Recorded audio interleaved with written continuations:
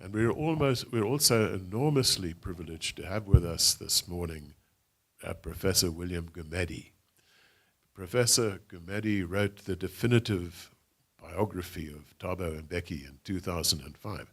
I've got it in my office. And he is one of our leading intellectuals and commentators.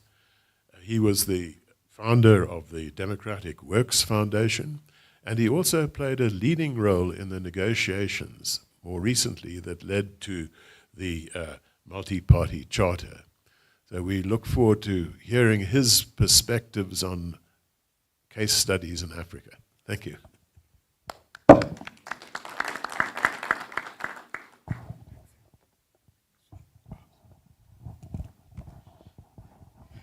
Goeiemôre. Ek kan Afrikaans praat. Ek het matriek in Afrikaans geskryf. But I'm going to speak English, but I am open to speak in Afrikaans. It's just a confidence issue. Thank you for inviting me. Let me just test. There we go. Thanks.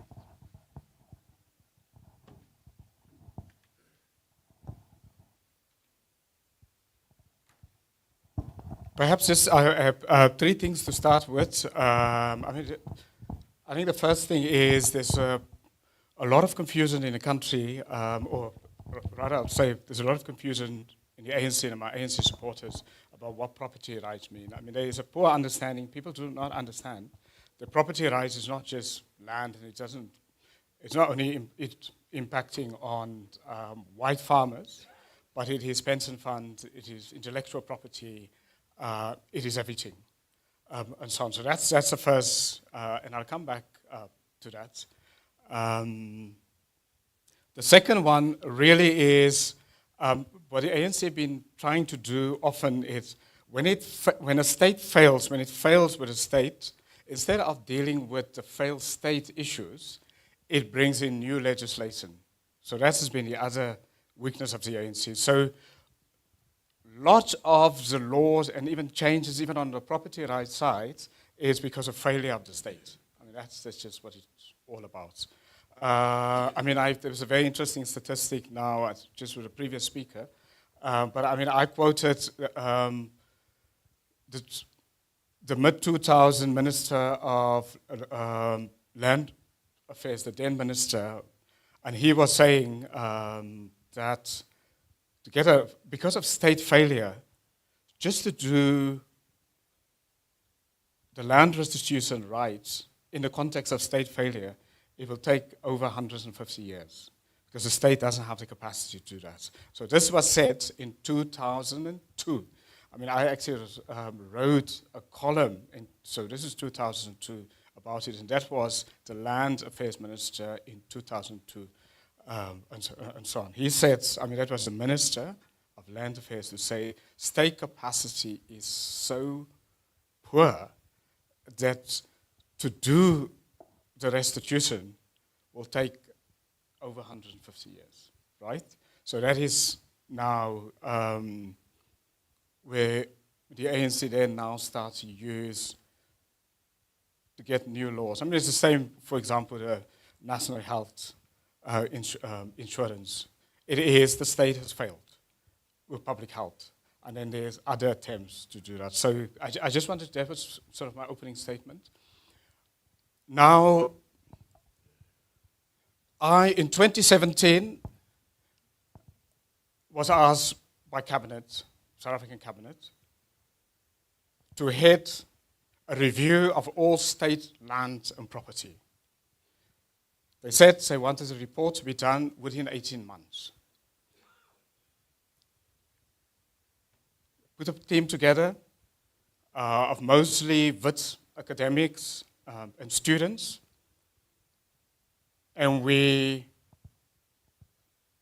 under 12 months, handed over the report, which was adopted by Cabinet. So I want to say that adopted by Cabinet because once a report is adopted by Cabinet, it allows the public to challenge and to ask for the information. And also for example, political parties that are now in the GNU. our recommendation and our assessment was that most of the land in SA are either state-owned land, the state is not a private land, or communal land. Right. So if we want to do reforms, there's what we need to do. To give surplus state land to poor people, if the government wants to do that. The other one is to give property rights to people under communal land. I mean, I'll just give you just off the cuff. I mean, if you think about it, 2/3 of all the land in KwaZulu-Natal is under communal land, right? So if you want to do land reform, give the property rights to the families. That will change the country, will change the economy, will do all the transformations that we ever want to do. Okay? But that is politically hard. Once the report was adopted, I said to the government, I'm very open to do a second report on communal land.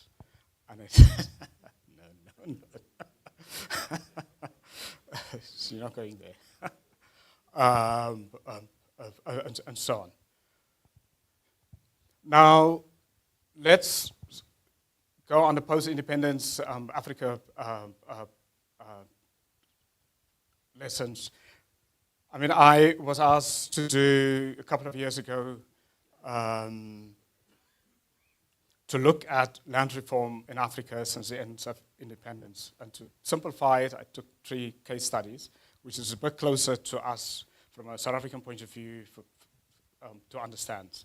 The first was Algeria, because Algeria started off with a land reform initially after the end of colonialism. Now, the thing is why Algeria is a very interesting example, because it had a liberation movement like the ANC and a liberation movement with the armed wing. Now, there's a family of liberation movements in Africa. There's those with armed wings, like the ANC, so ZANU-PF, ANC, MPLA, RENAMO, and so on, with armed wings. They run in a particular way, and they govern in a particular way. They are run like military. Even if they want to implement democracy, they are unable to implement democracy because the whole political culture of these type of parties are military and sort of Marxist-Leninist type of. That's the political culture.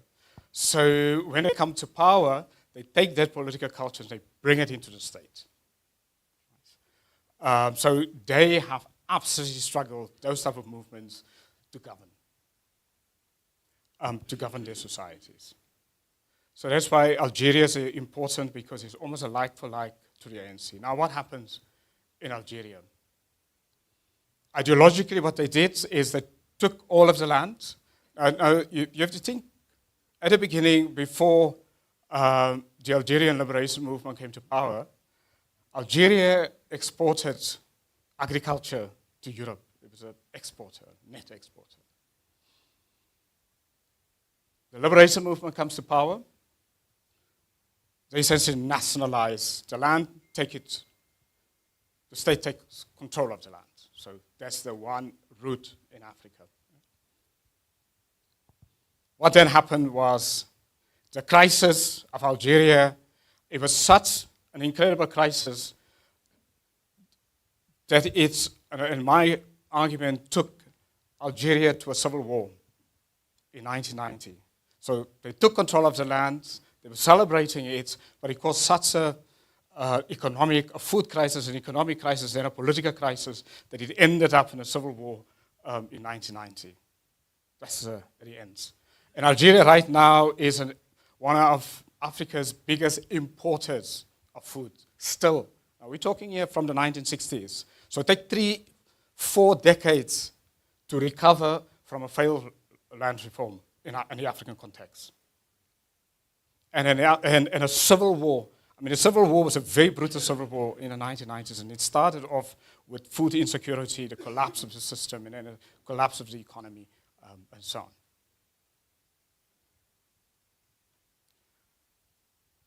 The next was the Tanzanian land reform. So Algeria started off with it, and Tanzania is slightly different. It's sort of in between the ANC and and the FLN is in Algeria, in between, is that that movement was not a liberation movement with an armed wing. So it's almost a bit of a softer liberation movement, but it was ideologically still a sort of quasi-Marxist-Leninist type of movement. Tanzania introduced land reform, where they also nationalized the land, in their case, and they move masses of people from different parts of the country to new nationalized lands and say, now you are going to farm. But they did two things, so that what makes a bit difference with their land reform, they also try to make it an integration, a nation-building project.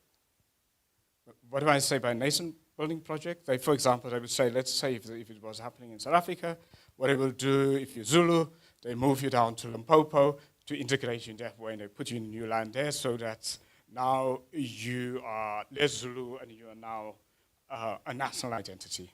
That's what they also, so that's the other part of that. That land reform broke Tanzania.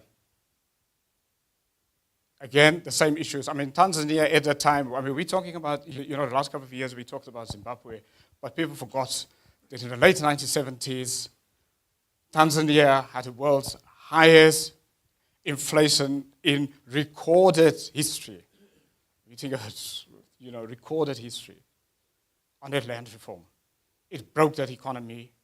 And Tanzania actually, there's something good about Tanzania. So in 1980, they set up an inquiry, a commission on the land reform to assess.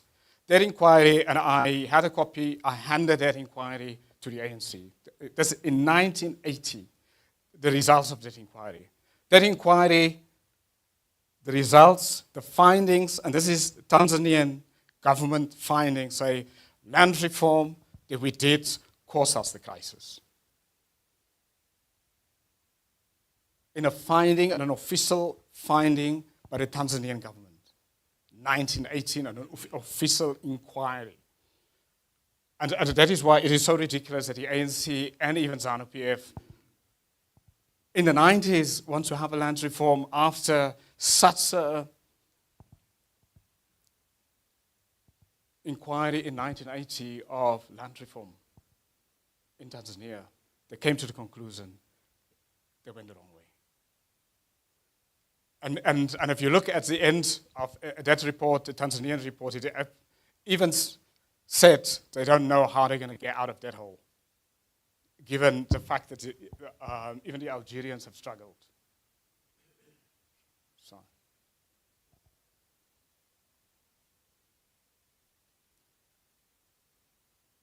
And the Zimbabwean land reform,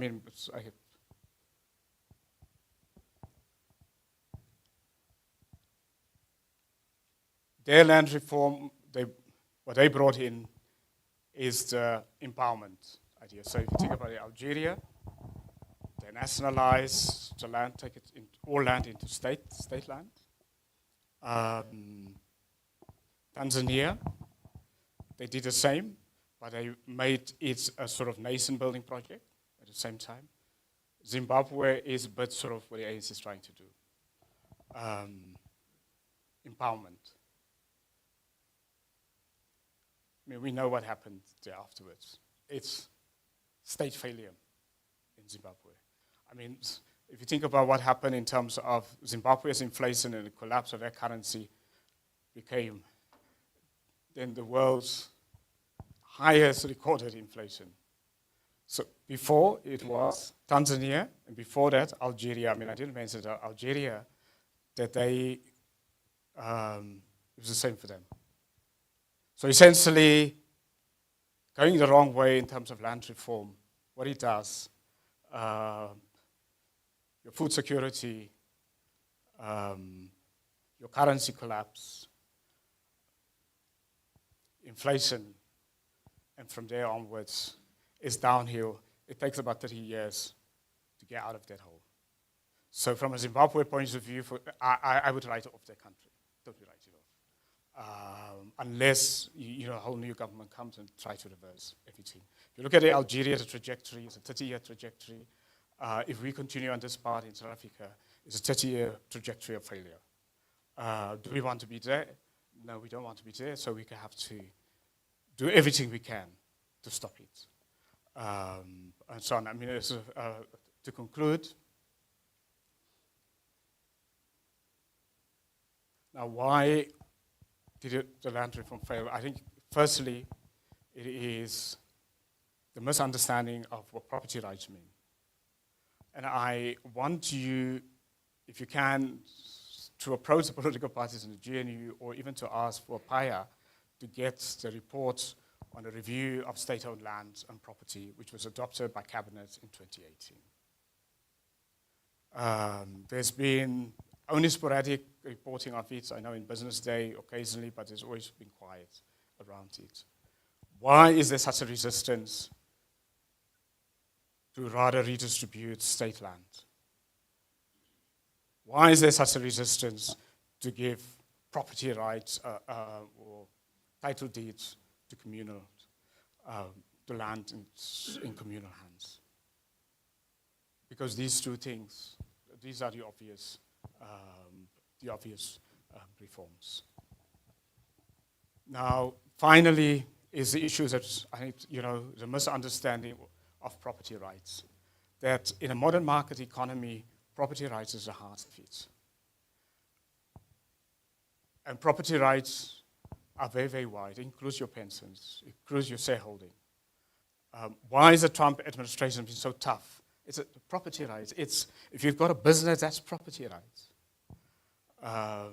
And so on. So there's a misunderstanding among many of the sort of left-wing groups in the African context of what property rights and why is it so key. And to end, the Japanese had the best land reform, and their land reform actually turned around the country. But the core of that land reform was compensation. There was either financial compensation or there was compensation where they even give, if it's not financial, but it's a compensation to give you a business or for the government, if you are have the commercial ability to help you to restart in a business. I mean, that's the two equivalents. Thank you. I'm going to be here. I'm open to have for any